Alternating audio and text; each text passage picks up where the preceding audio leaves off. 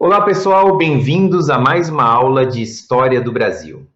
Hoje nós vamos estudar um dos períodos mais decisivos da nossa história, o Primeiro Reinado, que vai de 1822 a 1831, os 9 anos em que o Brasil foi governado por Dom Pedro I, nosso primeiro imperador.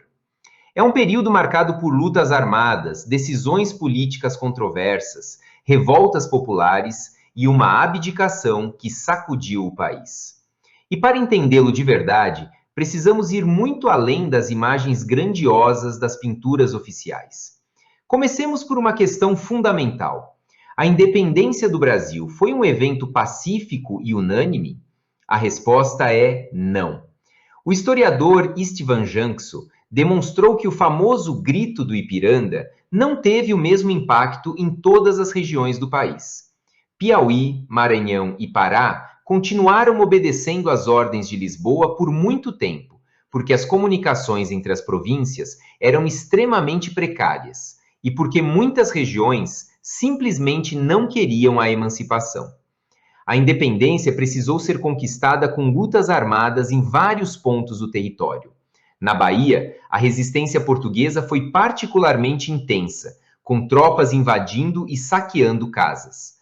Foi nesse contexto que surgiu Maria Quitéria de Jesus Medeiros, a primeira mulher a integrar uma unidade militar no Brasil. Para poder lutar, ela precisou assumir uma identidade masculina, já que as regras da época não permitiam que mulheres fossem soldadas. Ao lado do almirante inglês Thomas Cochrane, combateu até a independência da Bahia, em 2 de julho de 1823, data celebrada no estado até hoje como o verdadeiro dia da independência baiana. Outro nome que não pode ser esquecido é o da abadesa Joana Angélica de Jesus, que morreu defendendo o convento da Lapa das tropas portuguesas e se tornou símbolo desse processo. No Grão-Pará, a adesão à independência veio de um episódio quase cinematográfico. O capitão inglês John Pascoe Grenfell chegou à região ameaçando atacar com navios de guerra, forçando os governantes locais a assinar o termo de adesão. Acontece que tudo não passava de um blefe. Grenfell tinha pouquíssimos tripulantes. Quando a população descobriu, eclodiu a revolta do Bride Palhaço, com mortos e presos.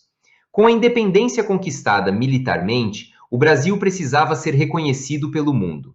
Os Estados Unidos foram os primeiros, em 1824, movidos pela doutrina Monroe, o princípio de que as potências europeias deveriam se manter afastadas do continente americano.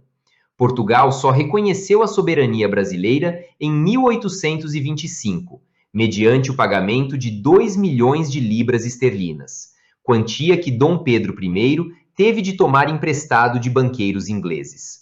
A Inglaterra, por sua vez, aproveitou a situação para exigir a renovação do Tratado de Comércio e Navegação por mais 15 anos, garantindo amplos privilégios econômicos no mercado brasileiro.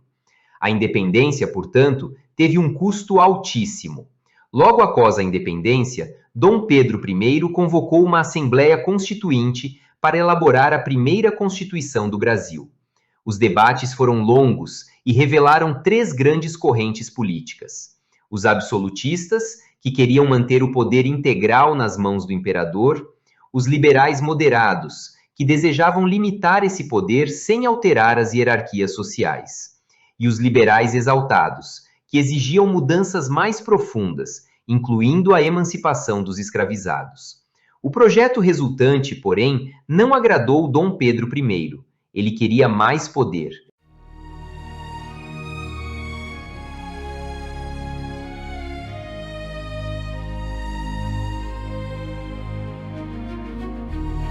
No dia 12 de novembro de 1823, o imperador ordenou que tropas fechassem o prédio da Assembleia. Os deputados resistiram e continuaram debatendo até a madrugada. Na manhã seguinte, as portas foram derrubadas à força e a Assembleia foi dissolvida. Esse episódio ficou conhecido como a Noite da Agonia. Em seguida, Dom Pedro I nomeou 10 pessoas de sua confiança, o Conselho de Estado, e determinou que redigissem uma nova Constituição em 40 dias. O resultado foi a Constituição outorgada de 25 de março de 1824. Outorgada significa imposta pelo governante, o oposto de promulgada, que é quando uma Assembleia eleita democraticamente aprova o texto. Essa Constituição trouxe inovações, mas também limitações profundas. Estabelecia 4 poderes, e não 3, como preconizavam os iluministas. Além do legislativo, do executivo e do judiciário, havia o poder moderador, exclusivo do imperador. Por meio dele, Dom Pedro I podia nomear senadores, dissolver a Câmara, convocar eleições, nomear e demitir ministros e até suspender magistrados, interferindo livremente nos demais poderes. O voto era censitário. Só podiam votar homens brancos, maiores de 18 anos, com renda mínima de 100 mil réis anuais. Escravizados, mulheres e homens pobres estavam completamente excluídos da vida política. A Constituição de 1824 também nos leva a uma reflexão atual. Dom Pedro I vivia em guerra com os jornais que criticavam seu governo e chegou a pedir em 12 discursos no parlamento que aprovassem uma lei para limitar a imprensa e punir jornalistas opositores. O parlamento resistiu. Em 1830, foi aprovada a primeira lei de imprensa do Brasil, que garantiu aos jornais muito mais autonomia do que o imperador desejava. Governos que atacam a imprensa existem até hoje, e a história nos ensina que essa resistência é essencial para a democracia. O primeiro reinado foi marcado por 2 crises que expuseram suas fragilidades de forma contundente. A primeira foi a Confederação do Equador, em 1824. O Nordeste brasileiro atravessava uma grave crise econômica. Os preços do açúcar, do fumo e do algodão estavam em queda. Os impostos imperiais eram altíssimos e havia um forte sentimento anti-lusitano e republicano, especialmente em Pernambuco. 2 jornais eram as vozes dessa insatisfação: a Sentinela da Liberdade, de Cipriano Barata, e o Tifes Pernambucano, do Frei Joaquim do Amor Divino Caneca, o célebre Frei Caneca. O estopim foi a demissão pelo imperador do presidente da província de Pernambuco. No dia 2 de julho de 1824, os pernambucanos romperam com o governo central e proclamaram uma república própria. As províncias de Alagoas, Ceará, Rio Grande do Norte e Paraíba aderiram ao movimento, formando a Confederação do Equador. Seus objetivos eram o federalismo, a república nos moldes da Constituição norte-americana e o fim do absolutismo.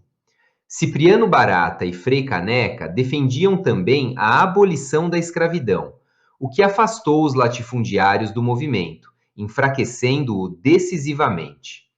Dom Pedro I respondeu com brutalidade. Contratou mercenários com empréstimos de banqueiros ingleses, prendeu os líderes e os condenou à morte. Frei Caneca foi executado por fuzilamento em 1825. Quando Carrasco se recusou a matá-lo diante da pressão popular, soldados foram colocados em seu lugar. Sua execução tornou-se símbolo da violência do Estado Imperial contra os movimentos populares.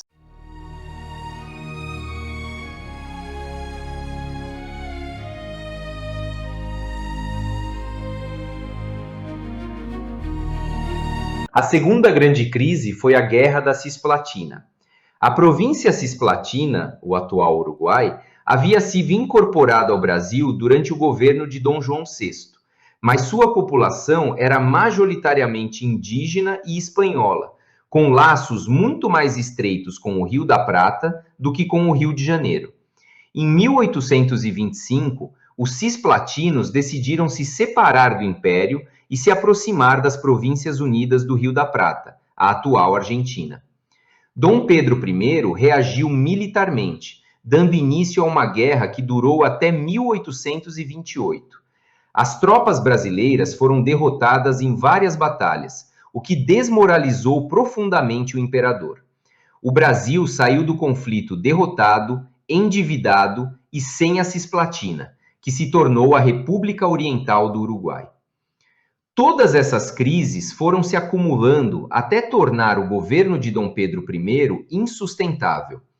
Em 1826, com a morte de Dom João VI, Dom Pedro tornou-se herdeiro do trono português, mas seu irmão Dom Miguel deu um golpe e usurpou o poder com o apoio de Carlota Joaquina. Dom Pedro I passou a planejar uma expedição militar para restituir o trono à sua filha Maria. Os políticos brasileiros interpretaram isso como um sinal inequívoco de que o imperador estava muito mais interessado nos assuntos de Portugal do que nos do Brasil. Os críticos o chamavam, ironicamente, de Dom Pedro IV de Portugal, em vez de Dom Pedro I do Brasil. Em 1830, o jornalista Líbero Badaró, um dos principais opositores do governo, foi assassinado no Rio de Janeiro. A culpa recaiu sobre simpatizantes do imperador, e a indignação foi enorme. Quando Dom Pedro I viajou a Minas Gerais tentando recuperar seu prestígio, foi recebido com o toque de sinos usado em enterros e dias de finados, um gesto público de desrespeito e repúdio. Em março de 1831, ao retornar ao Rio de Janeiro, chegou a uma recepção organizada por partidários portugueses, com bandeiras e foguetes. Os brasileiros consideraram o evento uma afronta. Uma briga generalizada estourou na Rua da Quitanda, com os brasileiros sendo expulsos a garrafadas pelos portugueses. Esse episódio ficou conhecido como a Noite das Garrafadas e escancarou o abismo entre os brasileiros natos e os portugueses que viviam no país. Dom Pedro I tentou uma última manobra. Criou o Ministério dos Brasileiros, composto exclusivamente de membros do Partido Brasileiro. Mas logo substituiu esses ministros por integrantes do Partido Português, mais próximos de seus interesses. A situação tornou-se explosiva. A população foi às ruas. No dia 7 de abril de 1831, Dom Pedro I assinou o ato de abdicação, transferindo o trono ao seu filho Pedro de Alcântara, que tinha apenas 5 anos de idade. Como a lei não permitia que uma criança assumisse o trono, foi formada uma regência, período que estudaremos nas próximas aulas. Antes de embarcar para Portugal, Dom Pedro I deixou uma frase que entrou para a história: "Os nascidos no Brasil não querem saber de mim, porque sou português. Meu filho tem sobre mim a vantagem de ser brasileiro." Com essas palavras, criou uma identificação imediata entre o futuro Dom Pedro II e os brasileiros. O primeiro reinado chegava ao fim, deixando um país organizado institucionalmente, mas profundamente marcado por rebeliões, exclusão política, escravidão e desigualdades. Um legado complexo que ainda ressoa na nossa história.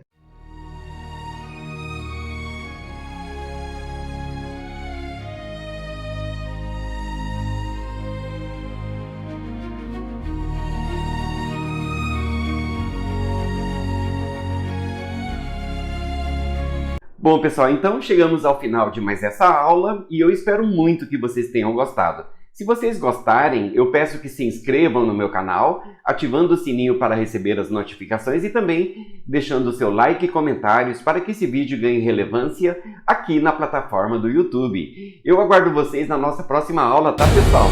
Até breve!